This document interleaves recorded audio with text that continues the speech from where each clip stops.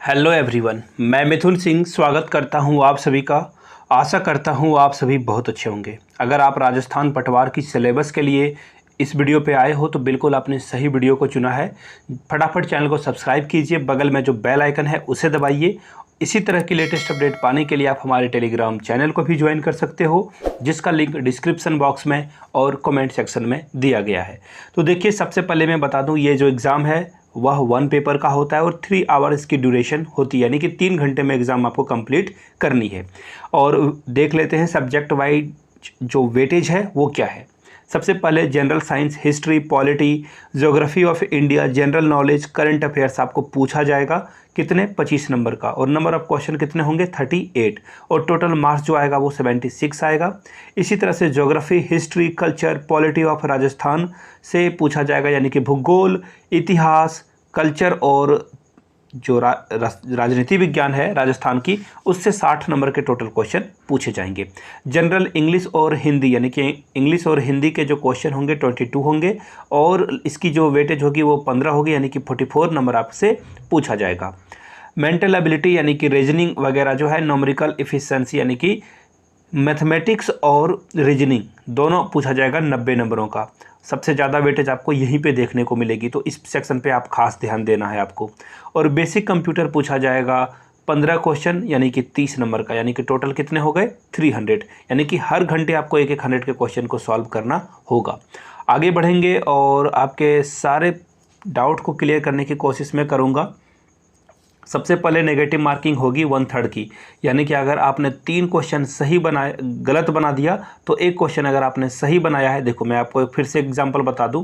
अगर सोचो आपने 4 क्वेश्चन बनाया है, जिसमें से 3 जो है वो गलत हो गए और एक सही हुआ, तो आपको एक भी नंबर नहीं मिलेगा। क्यों? क्योंकि 1/3 जो है नेगेटिव मार्किंग है, यहाँ पे 0.3 नंबर काटा जाएगा।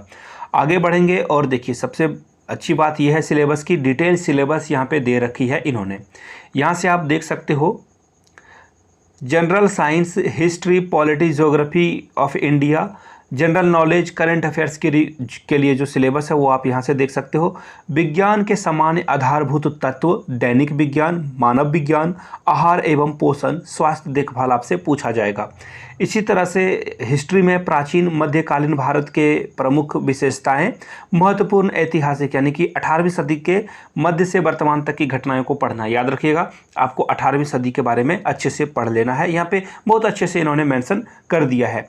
आगे बढ़ेंगे और देखिए, भारतीय संविधान, राजनीतिक व्यवस्था, शासन प्रणाली और संवैधानिक विकास, इसको अच्छे से आपको पढ़ना पड़ेगा। आगे देखिए, भारत की भौगोलिक विशेषताएं, पर्यावरणीय और पारिस्थितिकी परिवर्तन और इनके प्रभाव को पढ़ना है। समसामयिक राजनीतिक घटनाएं यानी कि जो करंट अफेयर्स है वो भी आपको यहाँ पे देखना पड़ेगा। और अब बात करते हैं ज्योग्राफी, हिस्ट्री और कल्चर में क्या पूछा जाएगा। तो राजस्थान के इतिहास की महत्वपूर्ण ऐतिहासिक घटनाएं, राजनीति की प्रशासनिक व्यवस्था, राज्यपाल, राज्य विधानसभा, उच्च विधानसभा, राजस्थान लोक सेवा आयोग, जिला प्रशासन, राज्य मानव आयोग और राज्य निर्वाचन आयोग से भी क्वेश्चन आपसे देखने को मिल जाएंगे। यहाँ पे सामाजिक सांस्कृतिक मुद्दे पे क्वेश्चन पूछा जाएगा। लोक कलाएं, चित्रकलाएं, हस्तशिल्प और स्थापत्य के भी क्वेश्चन आपको यहाँ पे देखने को मिल जाएगा।